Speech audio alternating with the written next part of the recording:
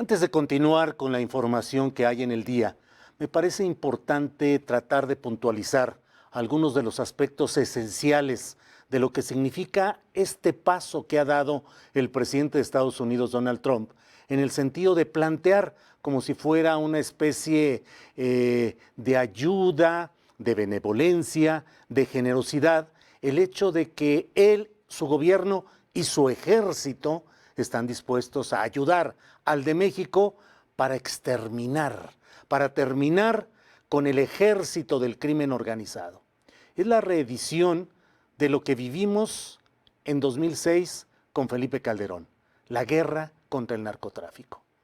Muchos artículos periodísticos e investigaciones mencionaron cómo antes de que tomara posesión Felipe Calderón de la silla presidencial, hubo arreglos y negociaciones en los que Estados Unidos impulsaba que se iniciara una guerra contra el narcotráfico.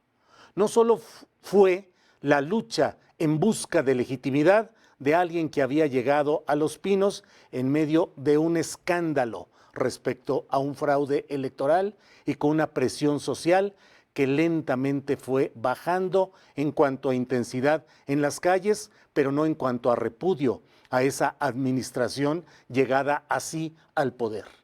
Lo que había, además de ese intento de legitimar lo que no se había obtenido en las urnas, fue el hecho de que Estados Unidos mantiene una economía de guerra, basada en la venta de armas, basada en el control de países, sus economías y sus sociedades mediante la imposición de estas guerras contra el narcotráfico que simple y sencillamente jamás han reportado a los países que las permiten más que muertes, agudización del fenómeno del crimen organizado, el abatimiento de la capacidad de los políticos, los funcionarios y las instituciones para medio cumplir con lo que uno desearía que hicieran.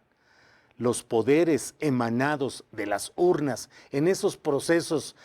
tildados de democráticos resultan siendo autoridades sujetas al poder de las balas o de la plata, del dinero que los corrompe o del dinero o de las balas o el disparo de armas de fuego que los elimina. En ese sentido, lo que hoy propone Trump forma parte de un proceso en el cual desde el momento crítico de Culiacán, Sinaloa, con un error operativo de las fuerzas militares que hasta el momento no ha sido suficientemente esclarecido, nos ha ido metiendo al país en una dinámica de complicaciones con ese resquebrajamiento de la disciplina interna del ejército mexicano por una parte. Por otra parte, el asomo de discursos que tampoco tienen una explicación política lógica, como la del general Carlos Gaitán, habilitado por el propio secretario actual de la Defensa Nacional, Luis Crescencio Sandoval, habilitado para hablar ante centenares de los más altos mandos del ejército mexicano, incluyendo desde luego los generales, para hacer una insólita crítica al poder civil. Nunca en los tiempos institucionales que se han vivido de la Revolución Mexicana hacia acá, se había producido un hecho en el cual un general del ejército criticara abiertamente por consideraciones políticas e ideológicas al poder civil en turno. Y hoy llegamos a este momento en el cual comienzan a manifestarse las voces, entre ellas la propia Cámara Americana de Representación del Partido Republicano, con Larry Rubin como representante, que exhortan al pueblo mexicano a que acepte la ayuda de Estados Unidos para que nos permitan resolver el innegable problema creciente y desbordado del crimen organizado que domina buena parte del país. Me parece, y es el sentido de este comentario editorial, me parece que México debe cerrar filas en torno a la exigencia de que los problemas de México solo debemos resolverlos